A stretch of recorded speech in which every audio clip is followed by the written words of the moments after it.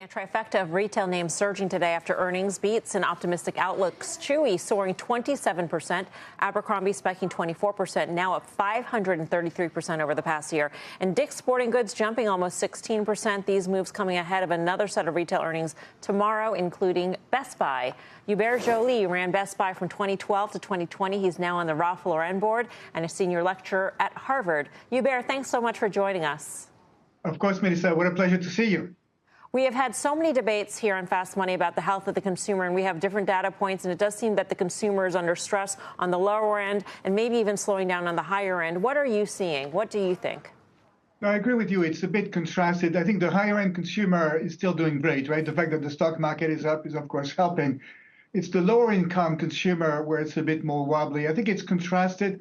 On the one hand, the economy is continuing to create jobs. Inflation is down. Wages are now going up faster than inflation, and the overall confidence level, even though it's a bit down, still remains high. But on the other end, the fact that inflation is high, interest rates are high, unemployment, even though it's still below 4%, is eking up a little bit higher. So I think it's uneven, but what it means, and the results you've just reported today show one thing, which is within the consumer space, there is place for winners and for losers. The discrepancy across players is just extraordinary. And it's very encouraging to see great companies with a unique positioning and great execution, do well. Mr. Joly, thank you so much for being on. This is Karen. I want to just expand on that point a little bit. So we often talk about is something a monolith or not, but it seems to be that for great merchants, the customer is there. So who do you think are the great merchants out there?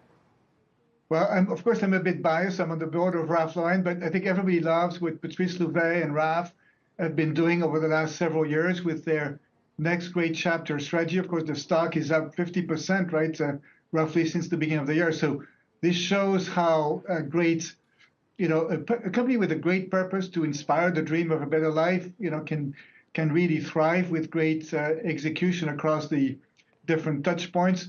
I really admire what Dick's Sporting Goods under Lauren Hobart is and with Ed is doing. Abercrombie being back is just very encouraging. Now you of course have to look also. There's some retailers that are going to be affected by a cyclical trend. So the home improvement guys are suffering a bit more. Target. It was interesting to watch the contrast between Walmart and Target. Every time the lower income consumer is suffering, you tend to gravitate towards Walmart, and Walmart had great results and Target was a little bit softer, but that doesn't change the long-term trends. If you're a great company with a unique positioning, and also one of the things I learned when I was at Best Buy, companies that take great care of their frontliners. During COVID, I think we all remembered how important frontliners were. It's important that we never forget this, and companies that invest in pay and benefits, better scheduling, a better environment where frontliners can flourish and unleash that magic that we unleashed at Best Buy, that can create great results. So the call out to leaders is, the C-level may be rising or not, but what you do from a positioning standpoint and then for your frontliners is so critical, of course. So it appears as though more than ever, if you're in the middle in the retail space, you're lost. So if you're not on either side of the spectrum, it's very difficult to be an operator. And I mentioned that, and I'm not looking to play stock market in terms of Target, but I think Target finds itself smack in that middle. How do you get out of that? How do you either go down to where, potential buyers are or go to the other end of the spectrum? Yeah, no, I agree. There's this bifurcation, but, the middle income customer is a fine customer, and under Brian Cornell, fellow Minnesotan, Target has really done well. So I think that I would not put too much into that last quarter. They're a great retailer. They've shown they had multiple engines of growth.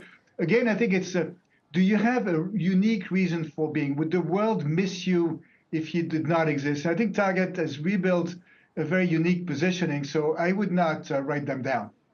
Hubert, Tim, thanks for joining us. When you talk about Dick's, this is a company that I would have thought years ago the world wouldn't have missed if they went away. And if this was an HBS case study, What about what they're doing? There's nothing extraordinary to me. It's an omni-channel experience. They've certainly got a vertical product line. They've done a loyalty program. But if you look at those numbers today, there was expansion.